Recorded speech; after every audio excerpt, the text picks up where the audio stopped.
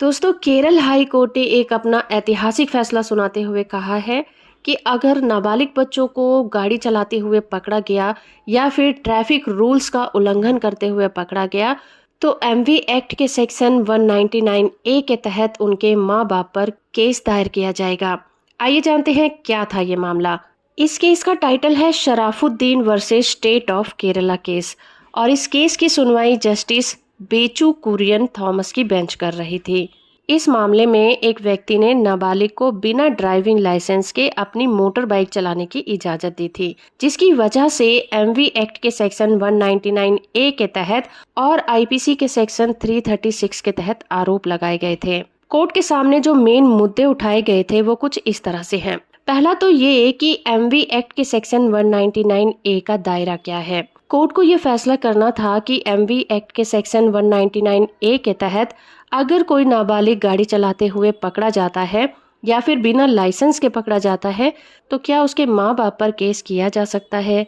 दूसरा मुद्दा ये था कि क्या नाबालिगों को दोषी ठहराना जरूरी है। कोर्ट को इस बात पर भी विचार करना था कि क्या गाड़ी के मालिक या फिर बच्चे के माँ बाप के खिलाफ कार्रवाई शुरू करने से पहले बच्चे पर आरोप लगाना सही होगा या फिर जरूरी है। तीसरा मुद्दा ये था कि इस इन्वेस्टिगेशन की समय सीमा क्या होगी। कोर्ट को ये भी डिसाइड करना था कि नाबालिगों के केस में अगर कोई अपराध बनता है तो उस केस की इन्वेस्टिगेशन की समय सीमा क्या होनी चाहिए। और चौथा मुद्दा ये था कि अभी से पहले जो नाबालिगों के केस में फैसले आए हैं उनको चैलेंज किया जा सकता है या फिर नहीं। केस में इस तरह से 4 मुद्दे उठाए गए थे जिस पर केरल हाई कोर्ट को विचार करना था। तो सबसे पहले बात करते हैं सेक्शन 199 ए का क्या दायरा है। हाई कोर्ट ने ये स्पष्ट किया कि सेक्शन 199 ए एक सामान्य अपराध बनाता है जिसमें नाबालिगों को बिना लाइसेंस के गाड़ी चलाने की इजाजत देने के लिए उनके माँ बाप या फिर गाड़ी के मालिक को उत्तरदायी ठहराया जाता है। ये प्रोविजन इसलिए डाला गया है ताकि बच्चों के माँ बाप पर इसका दायित्व डाला जा सके और वो अपने नाबालिगों को ऐसे अपराध करने से बचा सके।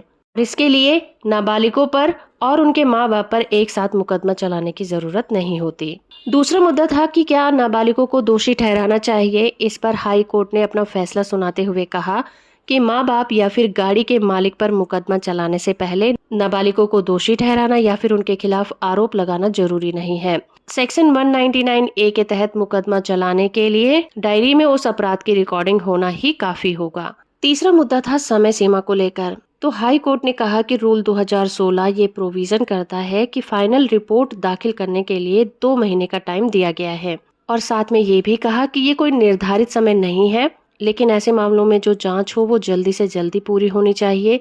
लेकिन जरूरत से ज्यादा अगर देरी होती है तो कार्रवाई खुद ही अमान्य घोषित हो जाती है।